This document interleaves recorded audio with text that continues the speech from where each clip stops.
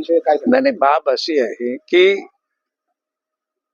1995 ज्याला मी पालकमंत्री झालो त्याला ठाणे जिल्ह्यामध्ये सुमारे 5 लाख अनधिकृत बांधकामं होती. आज मी सकाळी बातमीत वसई तालुक्यातच 5 लाख अनधिकृत बांधकामं आहेत एका तालुक्यात.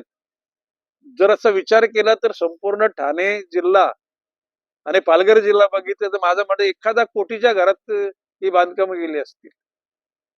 आता मुंबई, मी गांभीर्यानं बोलतो, मुंबईमध्ये 60% राहणारे लोक बेकायदेशीर त्याच्यात राहतात. किती? 60%. आता तुम्ही बारकाईने बघा ना की ज्या शहराला शिस्त नाही, एखादा व्यापारी शिस्तबद्ध पद्धतीने एखादं दुकान खरेदी करतो, त्याच्या दुकानाच्या समोर फुटपाथवर हातगाडी लागते. RRची बनियान या दुकानात पण तोच भाव आणि तिथं पण तोच भाव. तो फुटपाथवरच्या त्याला काय सेल टॅक्स जीएसटी काय द्यायला लागत नाही, लाईट द्यायला लागत नाही, त्याला कॉर्पोरेट टॅक्स सगळ्या टॅक्स द्यायला लागतात. अशा प्रकारची व्यापाऱ्यांची कुचंबना करणारी सिस्टीम सुद्धा नालायकच आहे.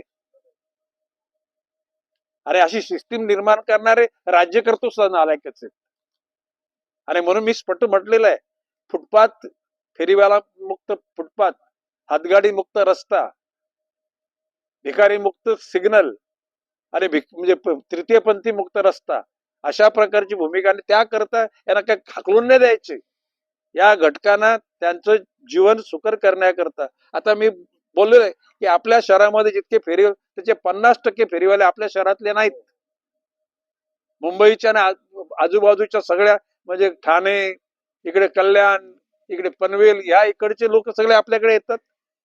मी मान्य आयुक्तांना सांगितले सगळ्यांचे परवाने चेक करा. जे या ठिकाणी नवीन नूतनीकरणाच्या नावाखाली या सगळ्यांचा सर्च घ्या. जे आपल्या शहरात येणार त्या लोकांना दुसरीकडे पाठवा. ऑन द कॉन्ट्री, मी पालकमंत्री त्याला असताना मी आपल्या शहराकरता स्वतंत्र पोलीस स्टेशनची मागणी केली, ती मंजूर झालेली आहे. त्यामध्ये म्हणजे पोलीस कर्मचारी, PSI, PI, ACP, DCP लेवलचे. आता फुटपाथवर हातगाडीवाले येतात किंवा फेरीवाले, मी तर आरोप करतो की ह्या महापालिकेचेच काय अधिकाऱ्यांची त्यांची साठे लोटेत. ज्याला महापालिकेची कारवाई करायला गाडी निघते ती इथून फोन लागतो, त्याला सगळे ते रफादफा होतात. मी असं म्हटलेलं की त्या ठिकाणी राऊंड द क्लॉक 12 तास एक महापालिकेचा कर्मचारी आणि पोलीसचा कर्मचारी तिथे स्टेबलच होऊ द्यायचं नाही. पट्ट मला माझी म्हणजे तुम्हाला एकदा स्टेबलच होऊ दिला नाही म्हटल्यानंतर माणूस 2-3 दिवस बघतो, नंतर बाबा नाही इथे जमणार, माणूस तिथून निघून जातो. नवी मुंबईमध्ये लोक राहायला येतात कारण अजून सुद्धा त्यातल्या त्यात फुटपाथ, रस्ते म्हणजे टपरी मुक्त, फेरीवाले मुक्त आहेत.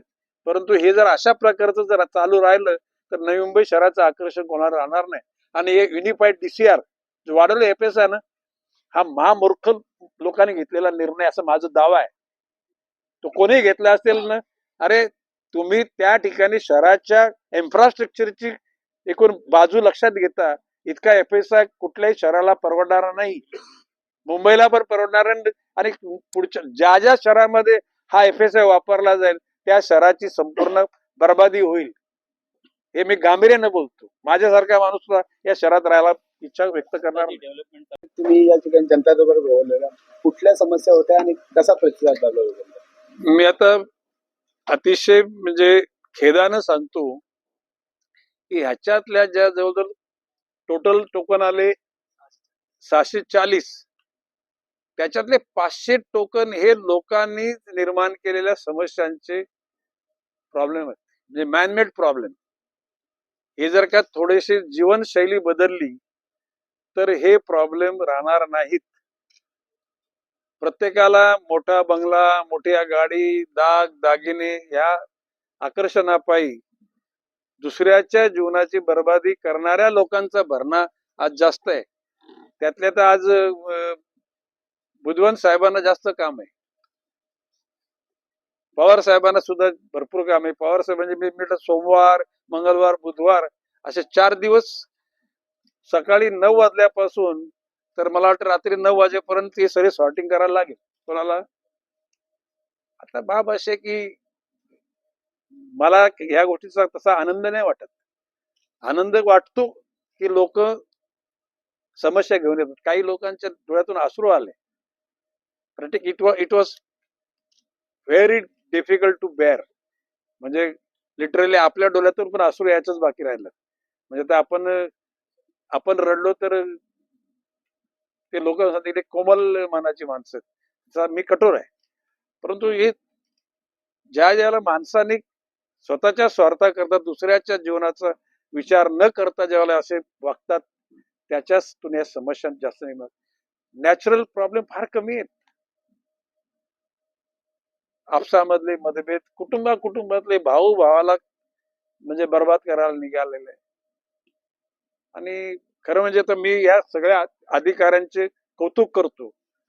आता म्हणजे माझ्यासारख्याचा तो मनातला आनंद आहे मला या गोष्टीचा की कायम लोकांचे. परंतु या अधिकारी वर्गांनी आता 11.5 तास इट्स नॉट जोक. म्हणजे खरं म्हणजे तर म्हणजे कोणी जेवला पण नाही खावला पण नाही. जेवला कोणी नाही जेवला. ओके. म्हणजे खरं म्हणजे मी एकच सांगेन की ज्या दिवशी लोकांच्या सुखदुःखाशी समरस होऊन ज्याला काम करता माणूस ना त्याला भूकच पण लागत नाही. आणि आता ही एनर्जी कशातून आलेली आहे की लोकांच्या दुःख दूर करण्याचा प्रामाणिकपणे प्रयत्न केल्यामुळे आलेला आहे. आता खरं म्हणजे माझी एकच इच्छा आहे की कालांतराने सगळ्या समस्या सुटाव्यात आणि दरबारामध्ये फक्त एकटा गणेश नाईकच असावा, दुसरा कोणी येऊच नाही. म्हणजे सगळ्यांच्या समस्या सुटलेल्या असतील तो मला आनंदाचा दिवस असेल. तुम्ही मागे पण म्हणालात की अन्याय होतोय, अधिकचे पैसे घेतले जातात. तुमची याची पुढची काय असेल? कारण मोर्चे काढले जात आहेत, लोकांना न्याय यावा तुमच्याकडे. बघा, माननीय मुख्यमंत्री मोदयांना मी पत्र दिले आणि मी स्पष्ट बोललोय 75 लाख रुपयाचं घर हे पंतप्रधानच्या आवास योजनेतलं घर असू शकत नाही. 25,000 रुपये स्क्वेअर फूटचं घर वाशीमध्ये एक गोरगरिबांचं घर आहे का? 6,000 रुपये म्हणजे कमवणारा वर्षाला त्या माणसाला तुम्ही 75 लाखाचं घराची तुम्ही किंमत द्यायला लावलीत. तर मी सिडको ही बिल्डर झाली.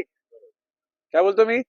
सिडको ही लोकांना घर उपलब्ध देणारी एजन्सी नाहीये. ही बिल्डरांच्या सारखीच ही बिल्डर झालेली सिडको आहे. आणि म्हणून मी माझी नापसंती व्यक्त करतो. सिडकोचा कुठलेही अधिकारी गणेश नाईक चुकीचं बोलतात असं बोललेला नाही. हिंमत नाही त्यांची. कारण चुकल्यात ते लोक. अरे सिडको टर्मिनल त्या ठिकाणी सानपाडा जुईक स्टेशन नेरूळ स्टेशन या ठिकाणी कार पार्किंगची व्यवस्था नाही. बिल्डिंग बांधल्या. या सगळ्या इमारती पंतप्रधान आवास योजनेच्या नयनामध्ये नेऊ शकल्या असत्या ना? कारण नेल्या निर्बुद्ध.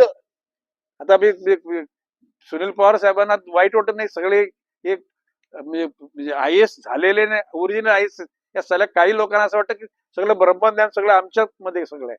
दुसरे सगळे जनता ही मूर्ख आहे. या सगळ्या परिस्थितीला असं वाटतंय तुम्हाला एकूण अटॅचमेंट या शहराबद्दल तुम्हाला असं वाटतंय की येत्या काळामध्ये जे सुधारणा केली नाही तर जर का या ठिकाणी संयमितपणाने जर विचार करून जर हे बसवलं नाही तर पुनर्निर्माण नाही केलं तर या शहरामध्ये कोणी राहायला मागणार नाही. हे माझं मत आहे. आणि म्हणून माझं अजून सुद्धा देर इज स्कोप अजून सुद्धा या गोष्टीला. अरे आता तुम्हाला बघा की फ्लेमिंगो सिटी म्हणून मुंबईला नावाजली गेली. एकमेव DPS तलावाजवळ तिथे फ्लेमिंगो लोक 25 फुटावर बघत होते. आज आहेत का तिथे? जे फ्लेमिंगो लुप्त झाले त्याच्या बदल्यात आर्टिफिशियल फ्लेमिंगोची म्हणजे सगळ्या गल्ली गल्लीमध्ये त्या ठिकाणी तुम्हाला ते बघायला मिळतात. 41 कोटी रुपये खर्च केले. किती कृत्रिम म्हणजे केला. आणि ते सिडकोच्या तुम्ही बघा ना, पूर्वी तिथे फ्लेमिंगो दिसायचे, आज तिथे शेवाळ आलेलं आहे. ते प्लॉट विकला ना बिल्डरला. त्या बिल्डरला मेसेज दिला मी, हा गणेश नाईक असेपर्यंत त्या ठिकाणी बिल्डिंग बाजू देणार नाही. ओके, चला. काळामध्ये या 2-3 वर्षापर्यंत पायाभूत सुविधा वगैरे त्याची बऱ्याच अडचणी होतील असं दिसतंय. हे बघा, बाब असे की ज्या भ्रष्ट लोकांना पैसा कमवायचा आहे ना असे लोक अशा योजनांना पाठिंबा देतील. परंतु आता मी सांगतो, आमच्या बनकोडे करण्याचा 84 एकरचा भूखंड आहे. माझ्याकडे मी आर्किटेक्ट लोकांना काही सांगितले, त्या लोकांनी 7 FSI यूज केलेला आणला. म्हटलं आम्हाला या ठिकाणी व्यापारी दृष्टिकोनातून हे शहर नाही बसवायचं. पण या मिनिमम FSI वापरून या ठिकाणी राहत्या लोकांना घरं दुकानं मिळून त्या ठिकाणी रुंद रस्ते, स्ट्रोम वॉटर ड्रेनेज, सिवेज आणि गार्डन, बाग, बगीचे सगळ्या गोष्टी नीटनेटक्या व्हायला पाहिजे. आणि तशा करता एक नमुना निर्माण करून तो माननीय मुख्यमंत्री, दोन्ही उपमुख्यमंत्री म्हणजे प्रामुख्याने नगरविकास मंत्रालयाकडून माननीय मुख्यमंत्र्यांचा तो एकदा शिक्कामोर्तब झाला की तोच फॉर्म्युला सगळ्या गावांना, तोच फॉर्म्युला झोपडपट्टीला आणि तोच फॉर्म्युला LIG वगैरे या कॉलनीमध्ये वापरता येईल. साधारण काय आहे? हे बघा आता साधारणपणे आपल्या गावामध्ये FSI 3-4 FSI वापरला गेलाय. आता त्यामध्ये लक्षात आलं का की दुकानं मकान म्हणजे कोणाचा पायबंद नाही झाला. एकेकाली म्हणजे मी या गोष्टीच्या विरोधात होते, पण आता राजकारणी लोक स्वतःच्या मताकरता कोणी किती बेकाजी केली ते हरकत नाही, आम्हाला मतं पाहिजे. Are you agree with me? ऐकला का? ती ही प्रवृत्ती आहे, ही कुठे ना कुठे थांबली पाहिजे. सिडकोच्या या सर्व लोकांना जर त्याने दिलासा मिळण्याकरता आणखी 100 कोटी रुपये खर्च करायला लागले दर वर्षभरात, नो प्रॉब्लेम, आपण करून घेऊ. ते महापालिकेचं उत्पन्न जे कुठे कुठे लिकेज आहेत ना, ते सगळे मला माहिती आहेत, त्या सगळ्या दुरुस्त्या करून टाकू आपण. आता वाढीव